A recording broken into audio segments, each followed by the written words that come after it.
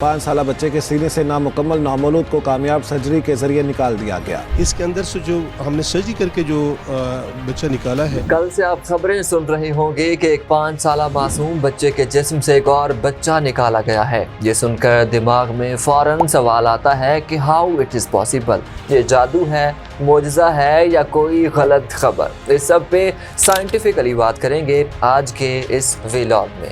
नाज़रीन, साइंस की ज़ुबान में इस हालत को फीटस इन फीटो कहा जाता है। इसका मतलब है बच्चे के अंदर बच्चा, यानी हमल के बिल्कुल इब्तदाई दिनों में जब माँ के पेट में जुड़वां बच्चे बनने का अमल शुरू होता है तो बाज़ इंतहाई नायाब सूरतों में एक बच्चा मुकम्मल तौर पर अलग वजूद नहीं पाता बल्कि दूसरे बच्चे के जिस्म में जम हो जाता है। ये बात जहाँ समझना बहुत ज़रूरी है कि ये बच्चा बाद में पैदा नहीं होता, ना ही किसी उम्र में अचानक जिस्म के अंदर बन जाता है। ये सब कुछ हमल के पहले चंद हफ्तों में हो जाता है, उस वक्त जब सेल तेज़ी से तकसीम हो रहे होते हैं और जिस्म के नक्शे बन रहे होते हैं। आम हालात में जुड़वा बच्चों के लिए 2 अलग अलग रास्ते बनते हैं, 2 दिल, 2 दिमाग, 2 जिस्म। लेकिन फीटस इन फीटो में एक बच्चा गालिब हो जाता है और दूसरा कमज़ोर, यानी यहाँ पर एक डोमिनेंसी का चक्कर आ जाता है। वो कमज़ोर बच्चा मुकम्मल जिस्म बनाने के बजाय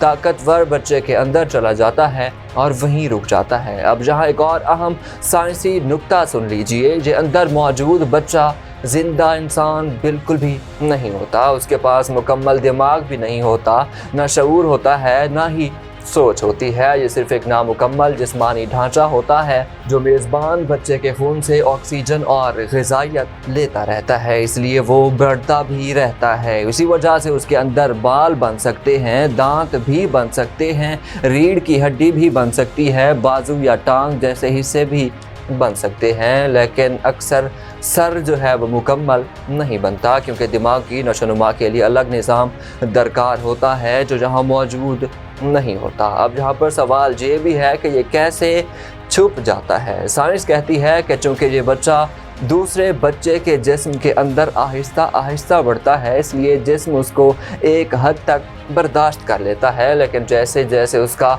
साइज़ बढ़ता है तो मसाइल पैदा होना शुरू हो जाते हैं। सांस लेने में दुश्वारी होती है, सीने में दबाव, खांसी, बार बार इन्फेक्शन, बुखार और कमज़ोरी भी होती है। और अक्सर केसेस में डॉक्टर उसे ट्यूमर समझ लेते हैं। और यहाँ एक और किताबी हकीकत ये भी है कि फीटस इन फीटू और ट्यूमर में फ़र्क करना बहुत मुश्किल होता है क्योंकि दोनों जिस्म के अंदर गैर ज़रूरी मैसेज के तौर पर नज़र आते हैं। फ़र्क सिर्फ ये है कि फीटस इन फीटू में इंसानी साख्त के आसार वाज़े होते हैं, जैसे हड्डियाँ, दांत या बाल भी नज़र आ सकते हैं। यही वजह है कि आम एक्सरे या सादा टेस्ट से ये बीमारी पकड़ी नहीं जा सकती और उसकी दुरुस्त तशख़ीस के लिए CT स्कैन या MRI ज़रूरी होती है, जहां हड्डियों की तरतीब और जिस्मानी साख्त वाज़े नज़र आती है। अब इस खबर का सबसे चौंका देने वाला साइंसी पहलू ये है कि दुनिया भर के मेडिकल रिकॉर्ड के मुताबिक ये बीमारी तकरीबन 5 लाख बच्चों में